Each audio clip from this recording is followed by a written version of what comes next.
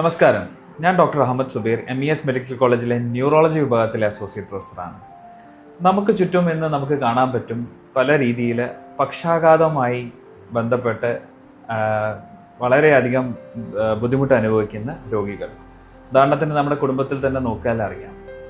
അപ്പോൾ പക്ഷാഘാതത്തെ എങ്ങനെ നമ്മൾ തിരിച്ചറിയും, എങ്ങനെ അതിനെ ചികിത്സിക്കും എന്നൊക്കെ കൃത്യമായി നമ്മൾ എല്ലാ മനുഷ്യർക്കും ധാരണ വേണം. പക്ഷാഘാതം വരിക സാധാരണ രീതിയിൽ എളുപ്പത്തിന് മനസ്സിലാക്കാൻ ഒരു കോഡുണ്ട്. ഫാസ്റ്റ് എന്നാണ് നമ്മൾ പറയുക. എഫ് എന്ന് പറഞ്ഞാൽ ഫേസ്, മുഖം കൂടിപ്പോവുക ഒരു സൈഡിൽ. അല്ലെങ്കിൽ ആം, അതായത് കൈക്കോ കാലിനോ സ്വാധീനക്കുറവ് വരെയും കുഴഞ്ഞു പോവുകയും ചെയ്യുക, പെട്ടെന്നുണ്ടാവുന്നത്. പിന്നെ സ്പീച്ച്, സംസാരത്തിൻ്റെ സ്ഫുടത കുറയുക, കാര്യങ്ങൾ മനസ്സിലാക്കാനുള്ള പ്രശ്നങ്ങൾ വരിക, ഇതൊക്കെയാണ് ഒന്ന്.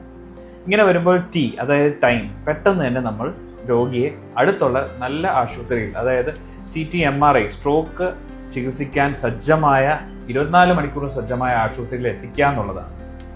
അങ്ങനെ വരുമ്പോൾ നമുക്ക് രോഗിയുടെ കോശങ്ങൾ നശിക്കുന്നതിൻ്റെ അളവ് കുറയ്ക്കുകയും രോഗിയെ പൂർണ്ണ ആരോഗ്യവനായി തിരിച്ച് കൊണ്ടുവരാനുള്ള സാധ്യതകൾ കൂടുകയും ചെയ്യും.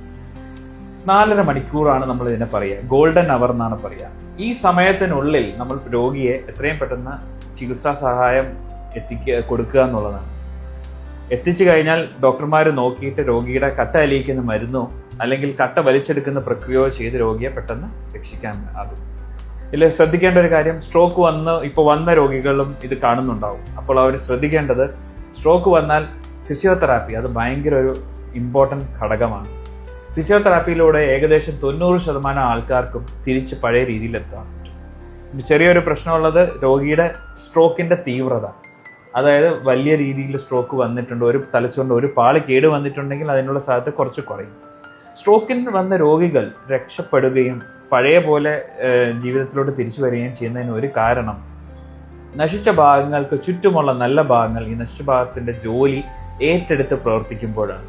അപ്പം അത് മനസ്സിലാക്കുകയും ഫിസിയോതെറാപ്പിക്ക് ഇമ്പോർട്ടൻസ് കൊടുക്കുകയും കൃത്യമായും ഡോക്ടറിൻ്റെ അഭിപ്രായ പ്രകാരം മരുന്നുകൾ സ്ഥിരമായി കഴിച്ചുകൊണ്ടിരിക്കുകയും ചെയ്യേണ്ടി വരും. ഈ സ്ഥിരമായി കഴിക്കുന്നതെന്ന് പറയുമ്പോഴത്തേക്കും ജീവിതകാലം മുഴുവൻ കഴിക്കണം എന്നല്ല ഉദ്ദേശിക്കുന്നത്. രോഗിയുടെ ഓരോ സമയത്തെയും വ്യത്യാസങ്ങൾ നോക്കിയിട്ട് നമ്മൾ മരുന്നുകളിൽ ഏറ്റക്കുറച്ചിലുകൾ വരുത്തുകയും ആവശ്യമെന്നുണ്ട് കണ്ടാൽ മാത്രം നമ്മൾ മരുന്ന് കണ്ടിന്യൂ ചെയ്യുകയാണ് ചെയ്യുക. അപ്പോൾ ഡോക്ടറുടെ ഉപദേശം തേടുക. സ്ട്രോക്ക് വിമുക്തരായ നമ്മൾ ഒരു ഇന്ത്യയെ നമുക്ക് ഉണ്ടാക്കിയെടുക്കാൻ കഴിയും. നന്ദി. Medicity, Perinthalmanna road, Valanchery.